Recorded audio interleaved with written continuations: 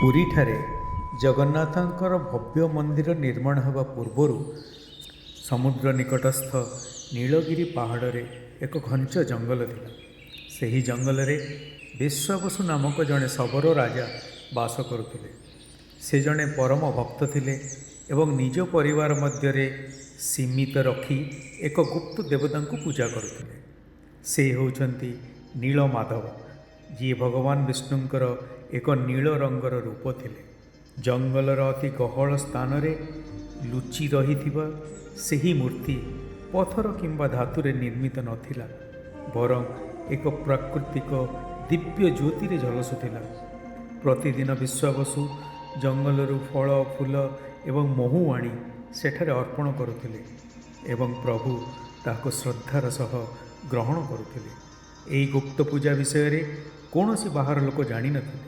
अन्यपटे बहु दूर रे थिबा अवंतीपुरर राजा इंद्रदुम्न एक स्वप्न देखिले। से स्वप्न रे एक ज्योतिर्मय नील रूप देखिले एवं एक दैवीवाणी शुणिले। हे राजा, जदि तुम प्रकृत रे मते दर्शन करने को चाहूच तेबे मोर नील माधव रूप को खोज।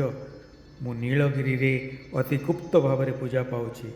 आस, तमे मते सेहीठारे पाइब।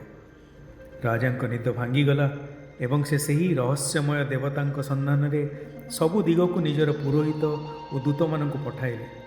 अनेक खाली हाथ रे फेरिले, किंतु विद्यापति नामक जड़े ज्ञानी ब्राह्मण सफल होगापाई दृढ़ संकल्प नहीं थिले। विद्यापति जड़े पथिक वेशरे नीलगिरी जंगल रे पहुँचिले, जेउठारे विश्वावसुंक कन्या ललिता तांको स्वागत करथिले। समयक्रमे विद्यापति तांको विवाह कले एवं विश्वावसुंक विश्वास जीतिले। दिने से तांको ससुर को से गुप्त पूजा विषय पचारिले। प्रथमे विश्वावसु द्विधा प्रकाश कले, किंतु ललिता अनुरोध रे से राजी हेले। मात्र एक शर्त रखिथिले, विद्यापति को आखिरे पटी बांधी सेठारे जीवाको पड़िबो। विश्वावसु विद्यापति आखिरे कपड़ा बांधिले एवं एक बुलाणिया जंगलिया रास्ता दे नहीं गले। किंतु चतुर विद्यापति निज पाखरे किछि सोरिष मंजी रखिथिले एवं जीवा बाटरे सेगुड़िक चुपचाप पकई चलिले। से भाविथिले जे परवर्ती समय रे जेतेबेले सेही मंजीरु गछ हेबो सेही बाट देखि से नीलमाधवंक पाखरे पहुँची परिबे। शेषरे विद्यापति आखिर पटी खोलागला।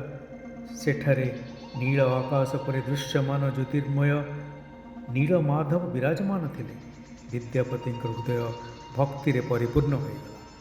जेतेबेले विद्यापति राजा इंद्रदुम्न को पाखक फेरी से रास्ता विषय जणाइले, राजा तुरंत निज सैन्य सामंतक सह प्रभु को दर्शन पाई बाहरिले।